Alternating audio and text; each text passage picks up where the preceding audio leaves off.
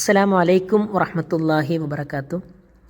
പ്രിയപ്പെട്ട വിദ്യാർത്ഥി സുഹൃത്തുക്കളെ, HSM സ്കോളർഷിപ്പ് പരീക്ഷ അടുത്തെത്തിയിരിക്കുകയാണ്. സ്കൂളൊക്കെ വെക്കേഷൻ ആയതുകൊണ്ട് എല്ലാവരും വളരെ ഊർജ്ജവത്തോടു കൂടി പഠിക്കുന്നുണ്ടാകുമെന്ന് ഞങ്ങളൊക്കെ വിശ്വസിക്കുകയാണ്.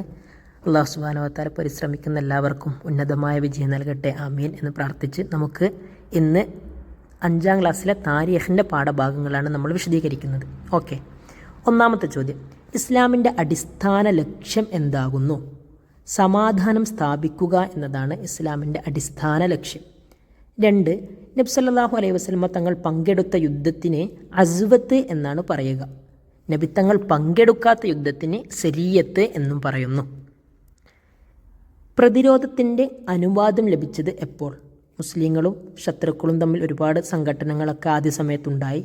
എന്നാൽ പ്രതിരോധം ചെയ്തോളൂ എന്ന് അള്ളാഹുവിൻ്റെ നിർദ്ദേശം ലഭിക്കുന്നത് ഹിജ്റ 2ാം വർഷം സഫർ മാസത്തിലാണ്. ഓക്കെ, 5ാമത്തെ ചോദ്യം: മുസ്ലിങ്ങളോട് ഐക്യത്തിൽ കഴിയണമെന്നും ഇസ്ലാമിൻ്റെ ശത്രുക്കളെ സഹായിക്കരുത് എന്നും നബി സല്ലല്ലാഹു അലൈഹി വസല്ലമ തങ്ങൾ ഏത് ഗോത്രങ്ങളോടാണ് കരാർ വെച്ചത്? എന്താണ് കരാറ്? മുസ്ലിങ്ങളോട് ഐക്യത്തിൽ കഴിയണം, ഇസ്ലാമിൻ്റെ ശത്രുക്കളെ ഒരിക്കലും സഹായിക്കാൻ പാടില്ല എന്ന് നബിത്തങ്ങൾ കരാർ വെച്ചത് ബനു ഖുറൈള, ബനു നദീർ, ബനു കൈനുക്കാ എന്ന് പറയുന്ന 3 ഗോത്രത്തോടാണ്. ബദ്ർ യുദ്ധം എപ്പോഴാണ് നടന്നത്? ഹിജ്റ 2ാം വർഷം റമളാൻ മാസത്തിൽ. ബദ്ർ യുദ്ധത്തിൽ എത്ര മുസ്ലിങ്ങളുണ്ടായിരുന്നു? 313. നമുക്കറിയാം 313 നമ്മൾ സ്വഹാബത്തുകളാണ് ബദ്ർ യുദ്ധത്തിൽ പങ്കെടുത്തത്. 313 ബദരീങ്ങളെ നമ്പർ എന്നൊക്കെ നമ്മൾ പറയാറില്ലേ? അപ്പോൾ പ്രബല അഭിപ്രായ പ്രകാരം ബദ്ർ യുദ്ധത്തിൽ 313 സ്വഹാബത്താണ് ഉണ്ടായിരുന്നത്. ഇനി 313 സ്വഹാബത്തിൻ്റെ കയ്യിൽ ആകെ ഉണ്ടായിരുന്ന ആയുധങ്ങൾ എന്തൊക്കെയാണ്? 3 കുതിരകൾ, 70 ഒട്ടകങ്ങൾ, 6 പടയങ്കികൾ. ബദറിൽ ഖുറൈശികൾ എത്ര പേരുണ്ടായിരുന്നു? ശത്രുപക്ഷത്ത് 1000-ലധികം പേരുണ്ടായിരുന്നു. ഓക്കെ, നമ്മൾ 313 പേരും ശത്രുപക്ഷത്ത് ഖുറൈശികൾ 1000-ലധികം പേരും ഉണ്ടായിരുന്നു. ബദറിൽ എത്ര ഖുറൈശികൾ കൊല്ലപ്പെട്ടു? 20-ലധികം ഖുറൈശികൾ കൊല്ലപ്പെട്ടു. ബദർ യുദ്ധത്തിൽ മുസ്ലിങ്ങളിൽ നിന്ന് എത്ര പേര് ഷഹീദായി മരണപ്പെട്ടു? 14 പേര്. മുസ്ലിം പക്ഷത്തിൽ നിന്ന് 14 പേരും ശത്രുപക്ഷത്തിൽ നിന്ന് 20-ലധികം പേരും ബദർ യുദ്ധത്തിൽ കൊല്ലപ്പെട്ടു. ഉഹദ് യുദ്ധത്തിൽ മുസ്ലിം പക്ഷത്ത് എത്ര പേരുണ്ടായിരുന്നു? ബദർ യുദ്ധം കഴിഞ്ഞതിന് ശേഷമാണ് ഉഹദ് യുദ്ധം നടക്കുന്നത്. ഉഹദ് യുദ്ധത്തിൽ മുസ്ലിം പക്ഷത്ത് 700 ആൾക്കാരാണ് ഉണ്ടായിരുന്നത്. ഉഹദിൽ അമ്പെയ്ത്തിൽ വിദഗ്ധമായ ആൾക്കാരെ നബി സല്ലല്ലാഹു അലൈഹി വസല്ലമ തങ്ങൾ ഒരു മലയുടെ പുറത്ത് നിർത്തി. 50ഓളം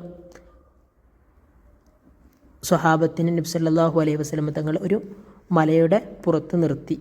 ആ മലയുടെ പേര് ജബലുർ റുമാൻ എന്നാകുന്നു. ഉഹദ് യുദ്ധത്തിൽ മുസ്ലിം പതാക വാഹകനാരായിരുന്നു? മുസ്അബ് ഇബ്നു ഉമൈർ റളിയല്ലാഹു അൻഹു. ഓരോ യുദ്ധത്തിന് പോകുന്ന സമയത്ത് ക്യാപ്റ്റനായിട്ട് കൊടി പിടിക്കാൻ വേണ്ടി ഓരോരുത്തരെയൊക്കെ ഏൽപ്പിക്കും. ഉഹദ് യുദ്ധത്തിൽ അങ്ങനെ കൊടി പിടിക്കാൻ ഏൽപ്പിച്ചത് ബഹുമാനപ്പെട്ട മുസ്അബ് ഇബ്നു ഉമൈർ റളിയല്ലാഹു അൻഹുവിനെ ആയിരുന്നു. ഉഹദ് യുദ്ധത്തിൽ മുസ്ലിം പക്ഷത്ത് നിന്ന് എത്ര പേര് ഷഹീദായി? 70 മുസ്ലിങ്ങളാണ് ഉഹദ് യുദ്ധത്തിൽ ഷഹീദായത്. ഉഹദ് യുദ്ധത്തിൽ ശത്രുപക്ഷത്തിൽ നിന്ന് എത്ര പേർ കൊല്ലപ്പെട്ടു? അവർ 23 പേര് മാത്രമേ കൊല്ലപ്പെട്ടിട്ടുള്ളൂ. മുസ്ലിങ്ങൾ 70 പേര് വഫാത്തായി.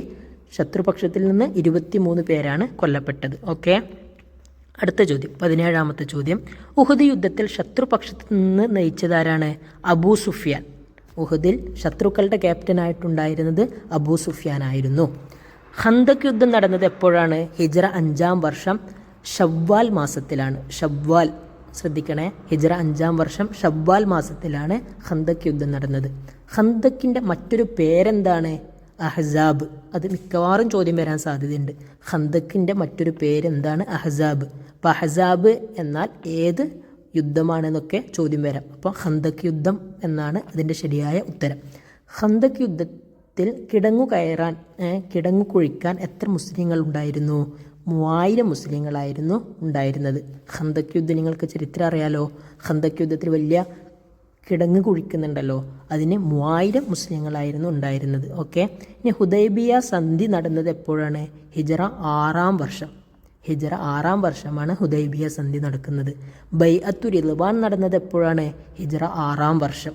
അതൊക്കെ എന്താണെന്ന് വിശദീകരിക്കേണ്ടതാണ്. പക്ഷെ നമുക്ക് സമയമില്ലാത്തതുകൊണ്ട് നമ്മൾ കാര്യങ്ങൾ മാത്രം പഠിക്കുകയാണ്. മറ്റൊരവസരത്തിൽ നമുക്ക് വിശദീകരിച്ച് പറയാട്ടോ. അപ്പം ബൈഅത്തു റിദ്വാൻ നടക്കുന്നത് ഹിജ്റ 6ാം വർഷം. അതേ വർഷം തന്നെയാണ് ഹുദൈബിയ സന്ധിയും നടന്നത്. ശ്രദ്ധിക്കണേ, നബിത്തങ്ങൾ ആദ്യമായി ഉംറ നിർവഹിച്ചത് എപ്പോഴാണ്? ഹിജ്റ 7ാം വർഷം. ഓക്കെ, അപ്പോൾ ഇതൊക്കെ ഒരു ക്രമത്തിൽ നിങ്ങൾ മനസ്സിലാക്കി വെച്ചാൽ സിമ്പിളായിട്ട് നിങ്ങൾക്ക് പഠിക്കാൻ വേണ്ടി പറ്റും. ആദ്യം ഏതാ നടക്കുന്നത്, ഹിജ്റ 2 ബദർ നടക്കുന്നു. പിന്നെ അങ്ങനെ ഓരോ ഓർഡറിൽ നോക്കിയിട്ട് മനസ്സിലാക്കിയാൽ സിമ്പിളായിട്ട് നിങ്ങൾക്ക് എഴുതാൻ വേണ്ടി പറ്റും. ഒരു പക്ഷേ തർത്തീബിൽ സംഭവങ്ങൾ വിവരിക്കാനൊക്കെ ഓപ്ഷൻ വന്നേക്കാം. ഉഹദ്, അത് 2-3 യുദ്ധങ്ങളൊക്കെ കൊടുത്തിട്ട് ആദ്യം നടന്നതിന് ഓർഡറിലാക്കുക എന്നൊക്കെ ഒരു പക്ഷേ വന്നേക്കാം. അപ്പോൾ ഈ ഹിജ്റ വർഷം പഠിക്കുമ്പോൾ ഒന്ന് മനസ്സിലാക്കി പഠിച്ചാൽ കൂടുതൽ ഉപകാരപ്പെടും കേട്ടോ. 24ാമത്തെ ചോദ്യം, ഖൈബർ ഉപരോധം നടന്നത് എപ്പോഴാണ്? ഹിജ്റ 7-ാം വർഷം മുഹറം മാസത്തിൽ. ഖൈബർ ഹിജ്റ 7-ാം വർഷം മുഹറം മാസത്തിൽ. ഖൈബർ സ്ഥിതി ചെയ്യുന്നത് എവിടെയാണ്? മദീനയുടെയും ഷാമിൻ്റെയും ഇടയിൽ. മദീനയുടെയും ഷാമിൻ്റെയും ഇടയിലാണ് ഈ ഖൈബർ എന്ന് പറഞ്ഞ സ്ഥലം സ്ഥിതി ചെയ്യുന്നത്. ഖൈബറിൽ നബിയോടൊപ്പം എത്ര മുസ്ലിങ്ങൾ ഉണ്ടായിരുന്നു? 1600 മുസ്ലിങ്ങൾ ഉണ്ടായിരുന്നു. ഖൈബറിൽ എത്ര സ്വഹാബികൾ ഷഹീദായി? 15 സ്വഹാബികളാണ് ഷഹീദായത്. ഖൈബറിൽ എത്ര ഖുറൈശികൾ കൊല്ലപ്പെട്ടു? 93 ഖുറൈശികൾ കൊല്ലപ്പെട്ടു. ഓക്കെ, ഇനി മക്ക വിജയം നടന്നത് എപ്പോഴാണ്? ഹിജ്റ 8-ാം വർഷം. മക്ക വിജയം, നബി മദീനയിൽ പോയി കുറച്ച് 10 വർഷങ്ങൾക്ക് ശേഷം നബി സല്ലല്ലാഹു അലൈഹി വസല്ലം തങ്ങൾ തിരിച്ചു വരുന്ന ഒരു സന്ദർഭങ്ങളൊക്കെ ഉണ്ടല്ലോ അല്ലേ? മക്ക വിജയം നടന്ന വർഷങ്ങളൊക്കെ നിങ്ങൾക്ക് ഓർമ്മയുണ്ടല്ലോ. ഹിജ്റ 8-ാം വർഷമാണ്.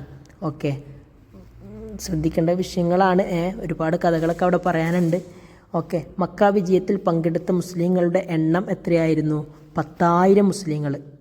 10,000 മുസ്ലിങ്ങളാണ് മക്ക വിജയത്തിൽ നബി സല്ലല്ലാഹു അലൈഹി വസല്ലം തങ്ങളോടൊപ്പം തിരിച്ചു വരാനുണ്ടായിരുന്നത്. മക്ക വിജയം നടന്നത് ഹിജ്റ 8-ാം വർഷമാണ്. നബി 10 വർഷമാണ് മദീനയിൽ താമസിച്ചത്. ഓക്കെ, അതിൻ്റെ ഇടയിൽ നബി സല്ലല്ലാഹു അലൈഹി വസല്ലം തങ്ങൾ മക്ക കീഴടക്കാൻ വേണ്ടി ഫതഹു മക്ക എന്ന് നമ്മൾ അറിയപ്പെടുന്നതൊക്കെ ഈ മക്ക വിജയത്തിനാണ് കേട്ടോ.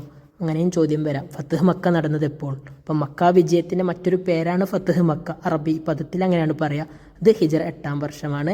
അന്ന് 10,000 മുസ്ലിങ്ങളാണ് നബി സല്ലല്ലാഹു അലൈഹി വസല്ലം തങ്ങളോടൊപ്പം ഉണ്ടായിരുന്നത്. ഓക്കെ, ഇനി അബ്ബാസ് തങ്ങൾ പുറപ്പെട്ട കുതിരയുടെ പേരെന്ത്? ബൈലാ എന്നാണ് ആ കുതിരയുടെ പേര്. അബൂ സുഫിയാൻ ഇസ്ലാം സ്വീകരിച്ചത് എവിടെ വെച്ചാണ്? മക്കയിൽ വെച്ചാണ്. മക്ക വിജയത്തിൽ എത്ര വിഭാഗങ്ങൾ ഉണ്ടായിരുന്നു? 2 വിഭാഗങ്ങളാണ് ഉണ്ടായിരുന്നത്. ഹുനൈൻ യുദ്ധത്തിൽ ശത്രു വിഭാഗം എത്ര പേരുണ്ടായിരുന്നു? 3000 വരുന്ന 6 സംഘങ്ങളായിട്ടാണ് ഹുനൈൻ യുദ്ധത്തിൽ ശത്രുക്കൾ ഉണ്ടായിരുന്നത്. ഹുനൈൻ യുദ്ധത്തിൽ മുസ്ലിങ്ങൾ എത്രയുണ്ടായിരുന്നു? 12,000 മുസ്ലിങ്ങളാണ് ഹുനൈൻ യുദ്ധത്തിലുണ്ടായിരുന്നത്. മക്ക വിജയത്തിനു ശേഷം എത്ര പേർ ഇസ്ലാം മതം സ്വീകരിച്ചു?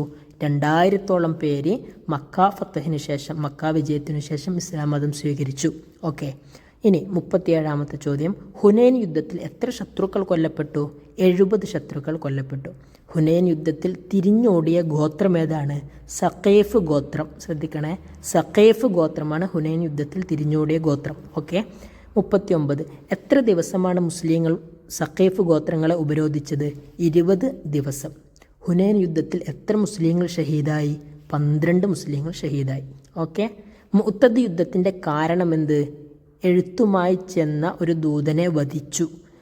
സന്ദേശങ്ങളൊക്കെ കൈമാറാൻ വേണ്ടി ഒരു മെസ്സഞ്ചറെ, ഒരു ദൂതനെ അയക്കും.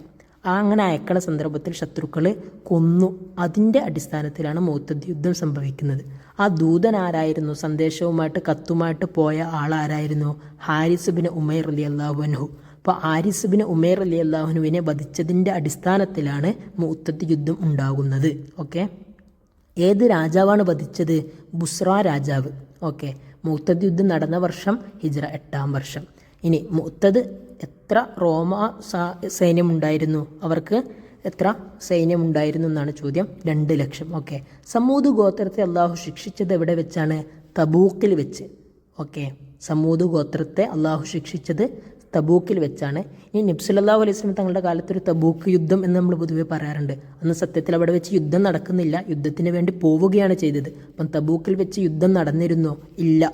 ഓക്കെ, ഇനി തബൂക്ക് സന്ധി എപ്പോഴായിരുന്നു? ഹിജ്റ 9-ാം വർഷമാണ്. ഓക്കെ, ഹജ്ജത്തുൽ വിദാ നടന്നത് എപ്പോൾ? ഹിജ്റ 10-ാം വർഷം. ഓക്കെ, ഹിജ്റ 10-ാം വർഷം. നബി സല്ലല്ലാഹു അലൈഹി വസല്ലം തങ്ങളുടെ വിടവാങ്ങൽ പ്രഭാഷണം എന്ന പേരിൽ അറിയപ്പെടുന്ന അവസാനത്തെ റസൂൽ സല്ലല്ലാഹു അലൈഹി വസല്ലം തങ്ങൾ എല്ലാവരും ഒരുമിച്ച് കൂട്ടിയിട്ടുള്ള ഒരു പ്രസംഗം, അതാണ് ഹജ്ജത്തുൽ വിദാ എന്ന പേരിലൊക്കെ അറിയപ്പെടുന്നത്, ഖുത്ബത്തുൽ വിദാ. ഓക്കെ, അവസാനത്തെ, അത് ഹിജ്റ 10-ാം വർഷമാണ് നടക്കുന്നത്. നബിയുടെ എത്രാമത്തെ ഹജ്ജായിരുന്നു ഇത്? അവസാനത്തെ ഹജ്ജ്. ഓക്കെ, അവസാനത്തെ ഹജ്ജിന് വേണ്ടി എവിടെ നിന്നായിരുന്നു ഇഹ്റാം കെട്ടിയത്? ദുൽഹുലൈഫയിൽ വെച്ചുകൊണ്ട്. ദുൽ ഹുലൈഫ എന്ന് പറഞ്ഞ സ്ഥലത്ത് വെച്ചാണ് നബി സല്ലല്ലാഹു അലൈഹി വസല്ലം തങ്ങൾ ഹജ്ജിന് വേണ്ടി ഇഹ്റാം കെട്ടുന്നത്. ഹജ്ജത്തുൽ വിദാഇൻ്റെ ശേഷം നബി എത്ര കാലം ജീവിച്ചു? 3 മാസം മാത്രമേ ജീവിച്ചിരുന്നുള്ളൂ. ഓക്കെ, ഇനി ഖുതുബത്തുൽ വിദാ ഏത് ദിവസമായിരുന്നു നടന്നത്? അറഫാ ദിനത്തിൽ. ഓക്കെ, അറഫാ ദിനത്തിൽ. നമ്മൾ നേരത്തെ പറഞ്ഞു ഹജ്ജത്തുൽ വിദാ എന്ന് പറഞ്ഞാൽ റസൂൽ സല്ലല്ലാഹു അലൈഹി വസല്ലം തങ്ങൾ അവസാനം നിർവഹിക്കുന്ന ആ ഹജ്ജിൻ്റെ അറഫാ ദിനത്തിൽ നബി സല്ലല്ലാഹു അലൈഹി വസല്ലം തങ്ങൾ ഒരു പ്രസംഗം നടത്തി. ആ പ്രസംഗത്തിനാണ് ഖുതുബത്തുൽ വിദാ, വിടവാങ്ങൽ പ്രഭാഷണം എന്ന പേരിൽ അറിയപ്പെടുന്നത്. ഓക്കെ, നബിക്ക് രോഗം ബാധിച്ച മാസം ഏതാണ്? സഫർ മാസം. നബിക്ക് രോഗം ബാധിച്ചപ്പോൾ നബി ആരുടെ വീട്ടിലായിരുന്നു? ഏത് ഭാര്യയുടെ വീട്ടിലായിരുന്നു? ബഹുമാനപ്പെട്ട മൈമൂന റളിയല്ലാഹു അൻഹയുടെ വീട്ടിൽ. വഫാത്തിൻ്റെ സമയത്ത് നബി തങ്ങൾ എവിടെയായിരുന്നു? ആയിഷ ബീവിയുടെ വീട്ടിലാണ് നബി ഉണ്ടായിരുന്നത്. നബി തങ്ങളുടെ വഫാത്ത് എപ്പോഴാണ്? റബിയുൽ അവ്വൽ 12 തിങ്കളാഴ്ച ദിവസം. നബി തങ്ങളുടെ ഖബർ സ്ഥിതി ചെയ്യുന്നത് എവിടെയാണ്? ആയിഷ ബീവിയുടെ ഹുജ്റത്തു ഷരീഫിൽ. ആയിഷ ബീവിയുടെ വീട്ടിൽ വെച്ചാണ് നബി വഫാത്താവുന്നത്. നബി എവിടെയാണ് വഫാത്തായത് അവിടെ തന്നെയാണ് ഖബറും സ്ഥിതി ചെയ്യുന്നത്. അപ്പോൾ ആയിഷ ബീവിയുടെ വീട്ടിൽ തന്നെ. ഓക്കെ, നബി സല്ലല്ലാഹു അലൈഹി വസല്ലം തങ്ങൾക്ക് രോഗമായപ്പോൾ ഇമാം നിൽക്കാൻ വേണ്ടി നബി ആരെയാണ് പകരമേൽപ്പിച്ചത്? ബഹുമാനപ്പെട്ട അബൂബക്കർ സിദ്ദീഖ് റളിയല്ലാഹു അൻഹുവിനെ. ഓക്കെ, അപ്പോൾ ഇതാണ് 5ാം ക്ലാസ്സിലെ താരീഖിലെ ഏറ്റവും പ്രധാനപ്പെട്ട ഭാഗങ്ങൾ. വളരെ ഉഷാറായിട്ട് പഠിക്കുക. പഠിക്കുന്നവർക്കൊക്കെ അല്ലാഹു ദുനിയാവിലും ആഖിറത്തിലുമൊക്കെ വിജയം നൽകട്ടെ. വാഖിറു ദഅ്വാനാ അൽഹംദുലില്ലാഹി റബ്ബിൽ ആലമീൻ. അസ്സലാമു അലൈക്കും വറഹ്മത്തുള്ളാഹി വബറകാതുഹു.